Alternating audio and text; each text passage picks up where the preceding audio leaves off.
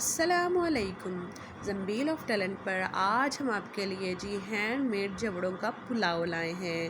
جیسا کہ پہلے ہم اس کا میٹھا بنا چکے ہیں جسے ہم نے ہینڈ میڈ جوڑوں کا زردہ بتایا تھا آپ کو، اور آج ہم نے ہینڈ میڈ جوڑوں کا بنایا ہے پلاؤ۔ اس سے آپ چاولوں کا پلاؤ تو بھول ہی جائیں گے۔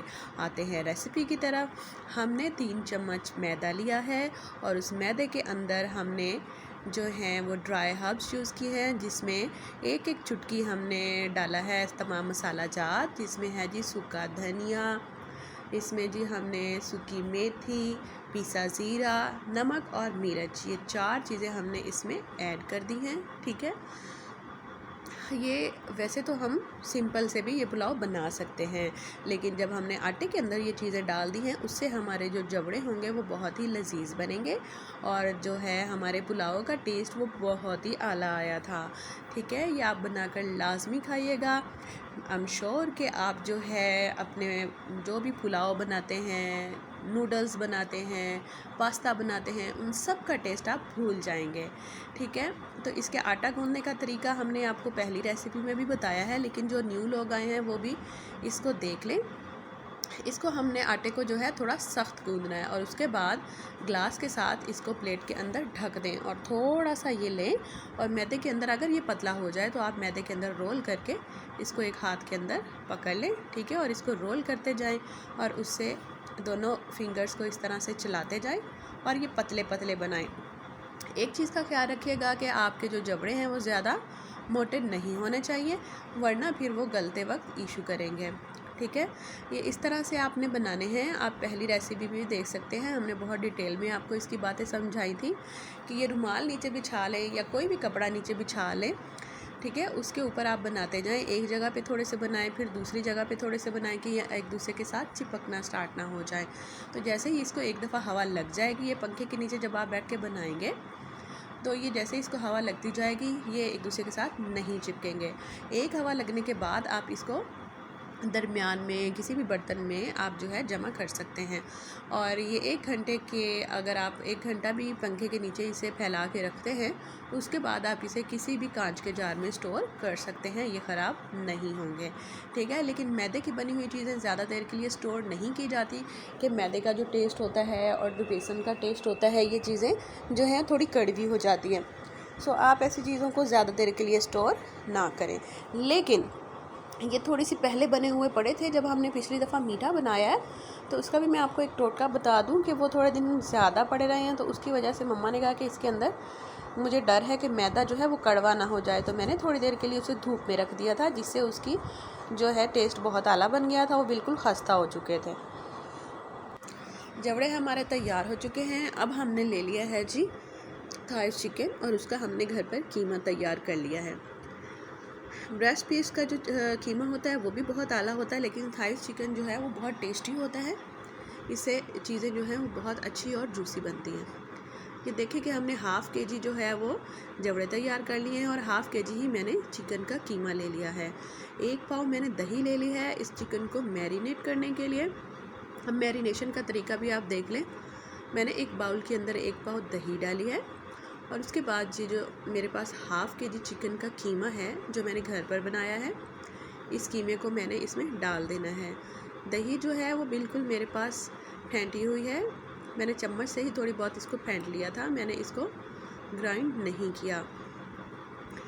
میں نے اس کو اس لیے چمچ سے تھوڑا سا پھینٹا ہے تاکہ اس میں لمس نہ ہوں۔ ٹھیک ہے، اب میں چکن ہے اس کو اچھے سے اس میں مکس کروں گی، اور اس کے بعد میں آپ کو بتاتی ہوں کہ آپ نے کیا کیا مسالہ جات اس میں ڈالنے ہیں۔ میں نے حسب ذائقہ اس میں ہلدی ایڈ کی ہے، اور اس کے بعد ½ چمچ میں نے اس میں ریڈ چلی ایڈ کی ہے۔ ٹھیک ہے، آپ بس یہ دیکھا کریں کہ آپ نے کیا کیا چیزیں اس میں ایڈ کرنی ہے، بیکاز کوانٹٹی تو آپ اپنے کھانے کے حساب سے ہی ڈالیں گے۔ ٹھیک ہے، تو اب میں نے اس میں کالی مرچ ایڈ کر دی ہے، وہ بھی میں نے ½ چمچ ڈالی ہے۔ ٹھیک ہے، اب میں نے اس کے اندر پیسا ہوا زیرہ کی بھی ½ چمچ ایڈ کر دینی ہے۔ چیزیں آپ غور سے دیکھ لیں گے میں نے اس میں کیا کیا ایڈ کیا ہے۔ اب میں نے اس کو کر دینا ہے مکس۔ اس کے بعد میں نے اس کے اندر 1 چمچ ادرک لہسن کا پیسٹ، جس کی ریسیپی میں آپ کے ساتھ شیئر کر چکی ہوں، وہ میں نے اس کے اندر ایڈ کیا ہے۔ ٹھیک ہے، اور اس کے بعد میں نے اس میں نمک ایڈ کر دینا ہے بس۔ اب یہ ساری چیزیں اس میں ڈل چکی ہیں، اب ہم اسے اچھے سے مکس کریں گے۔ مکس کرنے کے بعد ہم نے اسے آدھے گھنٹے کے لیے جو ہے وہ فریج میں رکھ دینا ہے بس۔ یہ ہماری میرینیشن کمپلیٹ ہو گئی ہے۔ اس کو فریج میں رکھنے کے بعد ہم جو ہے اپنا پلاؤ بنانے کا جو ہے سامان وہ ریڈی کر لیں گے، ٹھیک ہے، تب تک یہ میرینیٹ بھی ہو جائے گا۔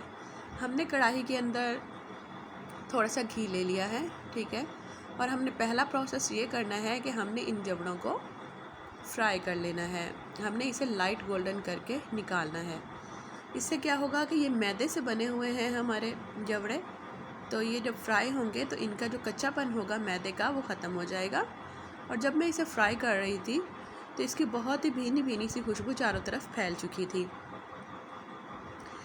آپ بہت دھیان سے اسے فرائی کیجیے گا کہ یہ زیادہ گولڈن نہ ہو جائے یا سخت نہ ہو جائیں کہ یہ پکے ہی نہ گلے ہی نہ، ٹھیک ہے۔ آپ دیکھیں کہ میں نے اسے لائٹ براؤن کر لیا ہے۔ اب میں اسے نکال لوں گی۔ اسے نکال کے میں الگ پلیٹ میں رکھ لوں گی۔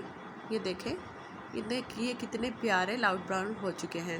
میں نے اس کے اندر اب تھوڑا سا گھی اور ایڈ کر دیا ہے، اور اب جو ہمارا چکن ہے وہ آدھا گھنٹہ میرینیٹ ہو چکا ہے۔ اب ہم اسے گھی میں ڈال کر اچھے سے فرائی کر لیں گے۔ دہی جو اپنا پانی چھوڑے گا اور چکن یہ اسی کے اندر ہی گل جائیں گے، ہمیں اور کچھ بھی ڈالنے کی ضرورت نہیں ہے، ٹھیک ہے۔ اس کو ہم نے اچھے سے فرائی کر لینا ہے۔ تھوڑی دیر فرائی کرنے کے بعد ہم اسے ڈھک دیں گے تاکہ جو چکن اور دہی کا پانی ہوگا اس سے یہ اچھے طریقے سے گل جائے، ٹھیک ہے۔ مسالہ جات ہم اس میں آلریڈی ایڈ کر چکے ہیں۔ یہ بہت ہی یمی تیار ہو جائے گا۔ آپ اس طرح سے I'm sure کہ اگر چاولوں کا پلاؤ بنائیں گے تو وہ بھی بہت اعلیٰ بنے گا۔ اب میں نے اس میں ایک ٹماٹر کاٹ کے ایڈ کر دیا ہے۔ ابھی جو ہے چکن کا تھوڑا سا پانی اس میں باقی ہے، تو اس لیے میں نے ٹماٹر ایڈ کیا ہے تاکہ پانی کے ڈرائی ہونے کے ساتھ ساتھ ہمارا جو ٹماٹر ہے وہ بھی گل جائے۔ یہ دیکھیں کہ ہمارا چکن جو ہے کتنا اچھا ریڈی ہو چکا ہے، پانی ڈرائی ہو چکا ہے اور چکن نے گھی چھوڑ دیا ہے، اور ٹماٹر بھی جو ہے وہ سافٹ ہو چکا ہے۔ اب ہم نے اس کے اندر جو فرائی کیے ہوئے جوڑے ہم نے رکھے ہوئے ہیں، یہ دیکھیں میں نے 1 منٹ کے لیے چولہا بند کر دیا تھا۔ اس کے بعد میں نے اس میں ڈال دیے ہیں جی جوڑے۔ اب میں اسے ہلکا سا فرائی کروں گی، دونوں چیزوں کو مکس کروں گی، ٹھیک ہے، تاکہ جو چکن کا ٹیسٹ ہے وہ اچھے سے جوڑوں کے اندر جو ہے وہ رچ جائے۔ اس کے بعد میں نے اس کے اندر پانی ایڈ کر دینا ہے۔ پانی بھی آپ اسی کوانٹٹی میں ایڈ کریں گے جیسے آپ چاولوں کے اندر ڈبل پانی ڈالتے ہیں۔ تو میں نے اس کے ٹھیک ہے، تو میں نے اس کے اندر جوڑوں سے ڈبل پانی ڈال دیا ہے، ٹھیک ہے، آپ دیکھ سکتے ہیں۔ اب ہم نے 2 سے 3 چیزیں ایڈ کرنی ہیں، وہ آپ اچھے سے دیکھ لیں۔ ایک میں نے اس میں گرین چلی اور ریڈ چلی جو میرے پاس فریش موجود تھی، میں نے وہ باریک چاپ کر کے اس میں اب ایڈ کی ہے۔ دوسرا میں نے اس میں شملہ مرچ اس وقت ایڈ کر دیا ہے۔ آپ یاد رکھیے گا کہ یہ چیزیں میں نے کب ایڈ کی ہیں، جب میں نے اس میں پانی ڈالا ہے۔ یہ دیکھیں کہ میں نے شملہ مرچ جو ہے وہ باریک جولین کٹی ہوئی اس میں اب ایڈ کر دی ہے۔ اس طرح سے کیا ہوگا کہ یہ اس میں مکس بھی نہیں ہوگی اور اس کا کلر بھی برقرار رہے گا اور یہ فریش اس میں رہے گی۔ اب میں نے اس کے بعد جب اس کو دوبارہ ڈھکن کھولا ہے تو یہ دیکھیں کہ کتنا اچھے سے یہ پانی جو ہے ابزارو ہو چکا ہے اور یہ دم لگانے لگی ہوں میں نے اس کو دم لگا دیا ہے دھنیا ڈال کر، ٹھیک ہے۔ دم کے بعد جب میں نے اسے کھولا ہے تو یہ دیکھیں کتنا خوشبودار اور کتنا زبردست تیار ہو چکا ہے۔ آپ دم بھی دیکھ سکتے ہیں کہ کتنا اچھا اس کو لگ چکا ہے۔ آپ اس کو کھائیں گے تو میں آپ کو گارنٹی دیتی ہوں کہ آپ پلاؤ جو ہے چاولوں کا، جو میگی نوڈلز ہیں یا جو پاستا ہے، آپ سب چیزیں بھول جائیں گے، یہ اتنا لذیذ بنا ہے۔ میرے بابا جانی نے تو بار بار مانگا ہے اور میں خود بھی نہیں رک پا رہی تھی جب تک یہ ختم نہیں ہوا۔ آپ اس کو بنا کر لازمی کھائیں۔ Thanks for watching, subscribe my channel. اللہ حافظ۔